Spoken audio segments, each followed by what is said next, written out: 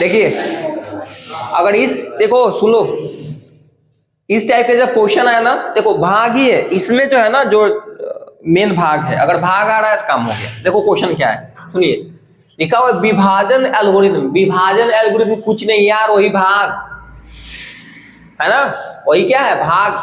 विभाजन एल्गोरिथम का मतलब क्या हो, भाग विधि से भाग देने के लिए। और क्या, विभाजन एल्गोरिथम का प्रयोग करते हुए जांच करें, मतलब क्या करने के लिए, जांच करने के लिए है, पता करने के लिए है। क्या करने के लिए है, जांच करने के लिए है, पता लगाएं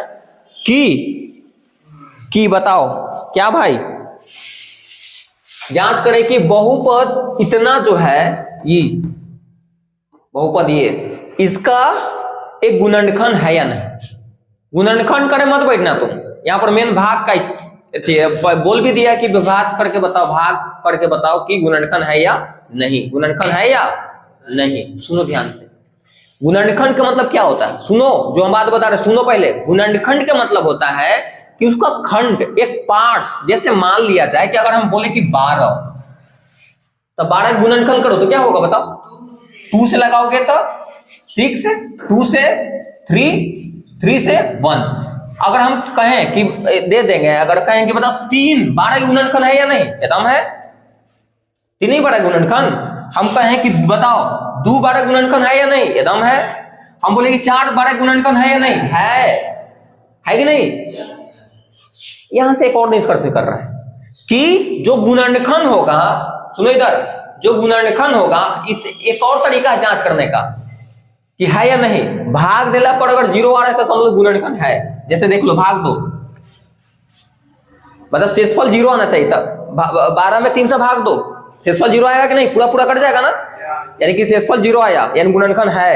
यानी कि गुणनखंड चेक करने का एक और तरीका हो सकता है कि अगर जिसको पूछ रहा है और कि गुणनखंड है इसका कि नहीं, तो उसमें भाग देंगे। अगर भाग देंगे और 0 आ गया तो समझ लो कि उसका गुणनखंड है। बात समझ में आया हम क्या बोल रहे हैं। तो यहां तो अंक था भाई, यहाँ क्या है, अंक। जैसे 12 में 3 से भाग दोगे, आ जाएगा नीचे क्या, 0, यानी गुणनखंड है। पूरा पूरा यानी कि कट जाना चाहिए, इसको करने का मतलब पूरा पूरा कट जाना चाहिए, गुणनखंड हो जाएगा। 4 से भी भाग दो, पूरा पूरा कट गया, गुणनखंड है। 3 से भाग दो, पूरा पूरा कट गया, गुणनखंड है। जैसे 5 से भाग दो, पूरा पूरा कटेगा नहीं, यानी कि 5 इसका गुणनखंड नहीं है, 5 इसका गुणनखंड नहीं। आप समझ में बात आ गया होगा यहाँ पर। देखो अब वही बात यहाँ पर है, देखिए क्या है कि विभाजन एल्गोरिथम का प्रयोग करते हुए जांच करे कि पता करे कि बहुपद इतना, ये जो है ना, बहुपद इतना का एक गुणनखंड है या नहीं।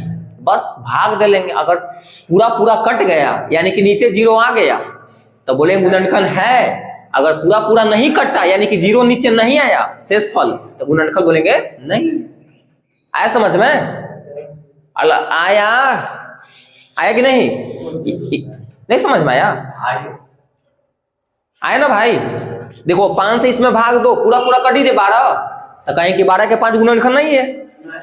2 से भाग दो, पूरा पूरा कट गया ना, पूरा पूरा कटने का मतलब कि नीचे 0 करने का मतलब शेषफल 0, यानी गुणनखंड है। उसी प्रकार यहां दिमाग लगाने के लिए कि अब ये जो इसको पूछ रहा है कि इसको बताओ, ये जो है ना इसका गुणनखंड है या नहीं, यानी कि बड़ा ही है, इसमें भाग देंगे।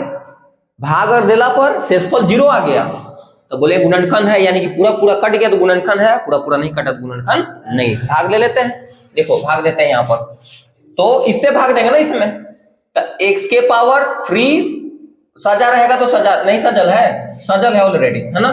तो -3x + 1 ऐसे कर दो, x के पावर 5 -4, x के पावर 3 प्लस x के पावर 2 प्लस 3x + 1 ऐसे कर दो। भाग लेते हैं, करें, चलो बराबर करते हैं, वही वाला काम शुरू बराबर करते हैं ना। देखो यहां पर x के पावर 5 है, यहां पर x के पावर क्या है 3, कितना घट रहा है 2, x के पावर 2। अब देखो थोड़ा सा डायरेक्ट करते हैं, तुनी के दिमाग, जितना बार देते हैं उतना बार गुना करते हैं ना। मतलब अब x के पावर 2 से इसमें गुना करेंगे, डायरेक्ट गुना करते हैं। अब तो ये गुना करेगा इसमें पहले, तो क्या हो जाएगा x के पावर 5, यहाँ पर x के पावर क्या लिख देता है 5, लेकिन गुना करेंगे नो डियर, सुनो ध्यान से, एक्स के जैसे यहाँ पर देखो एक्स के पावर 2 है ना, इंटू करेंगे इतना में, चलो बता ही देते हैं, पूछ दिया को बबुआ क्वेश्चन 6 नहीं होगा। जब गुना में ये वाला सेम रहता है ना, ए को लिखा जाता है, गुना में जब बेस सेम रहता है तो पावर जुड़ जाता है, तो ए को इसको लिख देते हैं, कितना रहेगा तो ए को लिख देते हैं। अब पावर को गुना नहीं करते हैं, पावर को जोड़ देते हैं, तो पावर क्या हो जाएगा 5 हो जाएगा। समझ में आया? कि गुना समझो हो गया, फिर उसके बाद इसमें गुना करेंगे तब -3 का 3, एक्स के पावर कितना हो जाएगा 3, क्योंकि पावर एक है ना, गुना में जुड़ जाता है पावर, ऐसा समझ में। ए को लिखा जाता है 10 के 10। अब प्लस एक्स स्क्वायर के एक्स स्क्वायर होते हैं ना, क्योंकि एक से गुना करेगा, इसमें कुछ फर्क पड़ता है नहीं। समझ में आया? इसको लिख दें, यहां पर लिखते हैं, तो माइनस क्या हो जाएगा 3x के पावर 3, 3x के पावर 3 प्लस है एक्स स्क्वायर, ऐसे कर दो।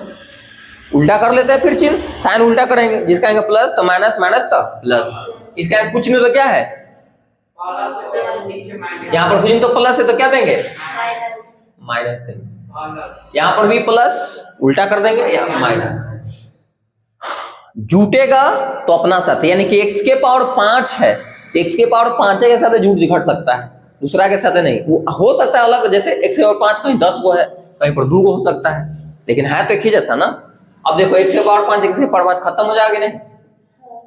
अब देखो x के पावर 3 वाला x के पावर 3 के साथ जुट घट सकता है। देखो तो यहाँ पर x के पावर 3 यहाँ पर है, यहाँ पर x के पावर 3, यहाँ पर 4 को, यहाँ पर 3 को है, यहाँ पर प्लस में है x के पावर 3, यहाँ पर 3 को है प्लस में, यहाँ पर x के पावर 3 4 को, यहाँ पर क्या है माइनस में, तो घटेगा ना भाई, घट जाएगा तो बताओ माइनस में बचेगा, क्योंकि कम में से ज्यादा घट रहा है। तुम देखो ना, यहाँ पर 3 को x के पावर 3 है, यहाँ पर x के पावर 3 के को है 4 को, तो करेंगे माइनस है ना, तो घटावे तो कितना बचते माइनस में x के पावर 3 एक को बचेगा ना, लिख दिए, आया समझ में। अब देखो, अब x के पावर 2 x के पावर 2 के साथ कैलकुलेशन होगा, देखो एगो प्लस एगो माइनस खत्म हो जाएगा, ये कौन बच्चा, जो बच्चा उतार दो, तब प्लस में 3x प्लस 1, कितना जन है गड़बड़ी कर देता है, कैसे गड़बड़ी करता है भाई, हाई वाला पीछे लिख देता है, पावर जो रहेगा आगे लिखना ज्यादा पावर, उसके बाद फिर कम वाला, फिर उसके बाद कम वाला, सजा के लिख देना है जो उतारेगा। तो आया समझ में, नहीं आ रहा है क्या? अब चलो यहाँ पर माइनस है तो माइनस देंगे ना, बराबर करेंगे ना, यहाँ पर x के पावर 3 x के पावर 3, यानी कि जब बराबर हो गया तो 1 करेंगे, 1 जब बराबर कंप्लीटली हो जाता तो कितना 1 बोले थे ये बात, यहाँ पर 1 लिखेंगे -1 से मैं क्या करेंगे गुना कर ले, डायरेक्ट गुना, तो क्या हो जाएगा -x के पावर 3 प्लस में 3x प्लस माइनस माइनस हो जाएगा ना, गुना करेंगे तो। अब चिन्ह उल्टा करो, माइनस है तो प्लस, प्लस है तो माइनस, माइनस है तो प्लस, कोई दिक्कत? सही किया ना भाई? लेकिन नहीं, 2 बच जाएगा भाई, देख लो 2 हो जाएगा, गुणनखंड नहीं है, 0 आता तब ना, ये 2 बच्चा ना भाई, 2 बच्चा, यानी कि इसका गुणनखंड नहीं है, क्योंकि 0 बच्चा ना। देखो इसी प्रकार जैसे 5 से भाग दो तो 5 दूना 10, 2 बचते, यानी कंप्लीट नहीं ना कट्टा, इसलिए 5 इसका गुणनखंड नहीं था। उसी प्रकार इसको में इससे भाग दिए, यहाँ पर अगर 0 आ जाता कंप्लीट कट गया, यानी कि कुछ बच गया, यानी कंप्लीट नहीं कटा है, लिखेंगे कि गुणनखंड नहीं है, यानी कि इसका ये गुणनखंड नहीं है। समझ में आया? अगर 0 आ जाता तो बोले गुणनखंड है, कोई दिक्कत नहीं।